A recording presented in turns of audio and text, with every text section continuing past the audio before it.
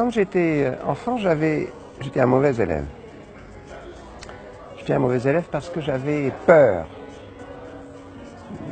de ne pas savoir répondre aux questions que me poseraient les adultes.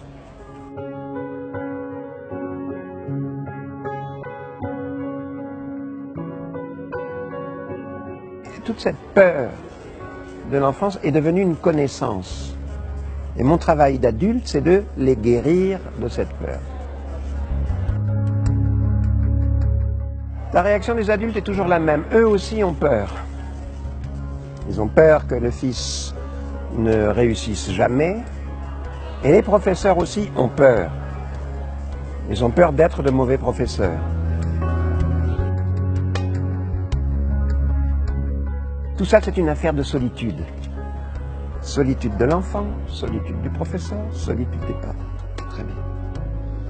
Il faut casser cette solitude. Pédagogiquement, comment tu casses la solitude? En créant des projets communs, où tout le monde est impliqué. Par exemple, pour l'école, un des projets communs, c'est le théâtre.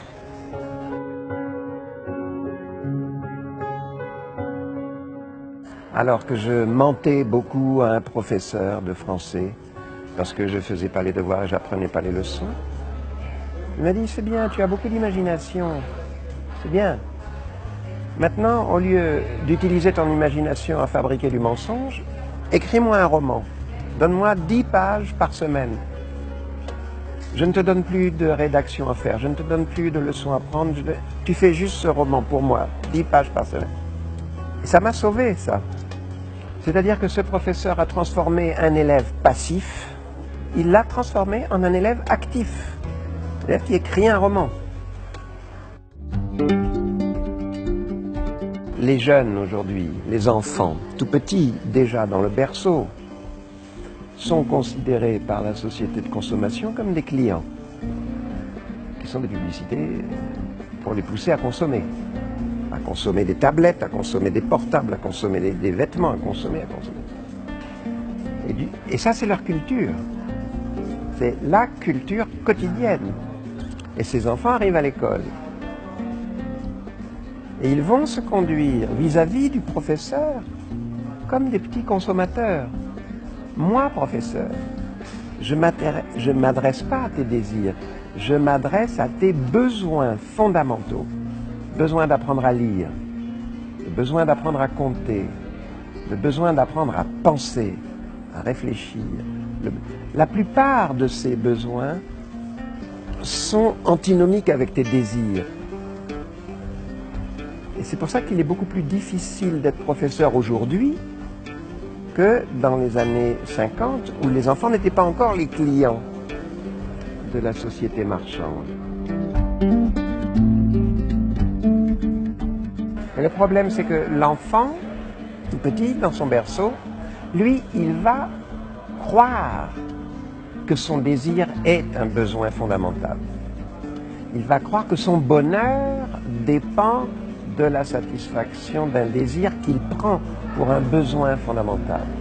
Le travail des adultes, c'est de dissocier ces notions de désir et de besoin. Et le bonheur, le vrai bonheur, on peut l'atteindre en apprenant à comprendre. C'est ça qui rend heureux. Quand je comprends les choses, tout d'un coup je comprends.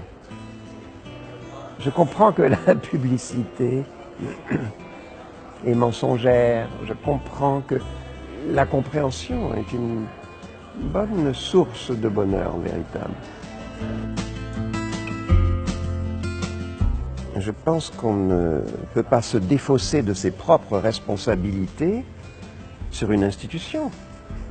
Il faut d'abord que je sois, moi, en tant que parent, que je me sente responsable de mon comportement face à mes enfants.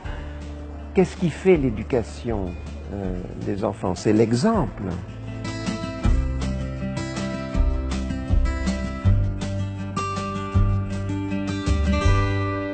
Il faut dire aux jeunes que contrairement à ce qu'on leur dit, l'amour rend intelligent.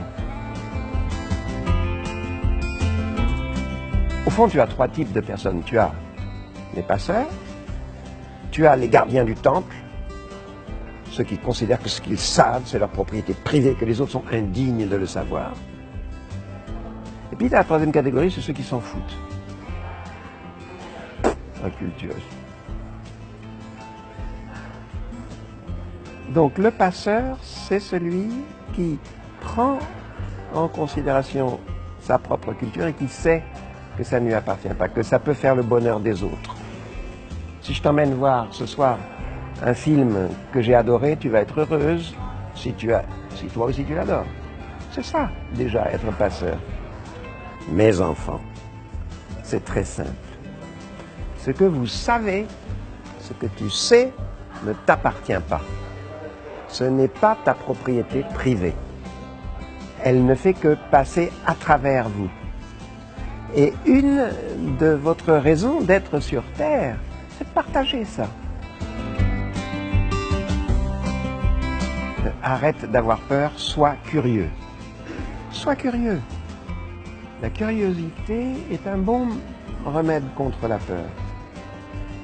Sois curieux, ouvre-toi, sois curieux, sois curieux. Oh oui, mais moi, la réalité me fait peur. La réalité te fait peur. Fais comme Juan, photographie-la. Je suis nul en anglais. Je suis nul en anglais. Prends un petit ami anglais. Tu vas voir, tu vas faire des progrès. Ça va t'ouvrir.